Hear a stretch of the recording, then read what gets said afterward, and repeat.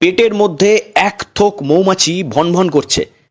ভয়ানক এই কাণ্ড দেখে চক্ষু চড়ক গাছ প্রত্যেকের। সারা গায়ে ছেয়ে গেছে মৌমাছি।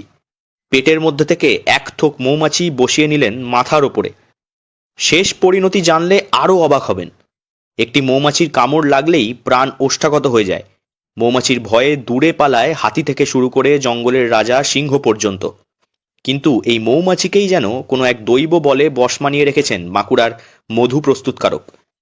স্পাইডারম্যান, ব্যাটম্যান এবং অ্যান্টম্যানকে টিভির পর্দায় দেখেছেন। রিল নয়, রিয়েল লাইফ সুপারহিরো বাঁকুড়ার বি ম্যান অর্থাৎ মৌমাছি মানব সুখ মোহাম্মদ। বাঁকুড়া জেলার ওন্দা ব্লকের চিঙ্গানি গ্রামের বাসিন্দা সুখ মোহাম্মদ 1 দশকের বেশি সময় ধরে ভেঙে আসছেন মৌমাছির চাক।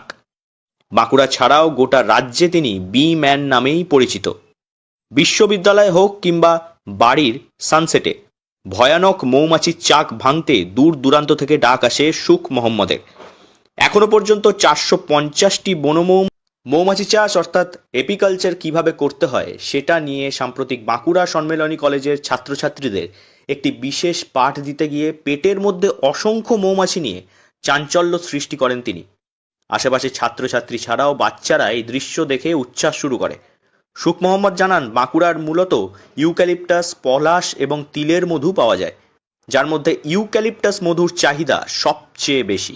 মৌমাছির ভূমিকা অপরিসীম এবং মৌমাছির কারণেই হতে পারে কৃষির উন্নয়ন, বললেন বাঁকুড়ার মৌমাছি মানব সুখ মোহাম্মদ।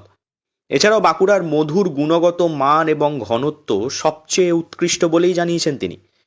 মৌমাছি এবং মধুর সঙ্গে এই যুদ্ধ এবং প্রেমই যেন সুখ মোহাম্মদকে বাঁকুড়ার মৌমাছি মানব বলে সুপ্রতিষ্ঠিত করে তুলেছে।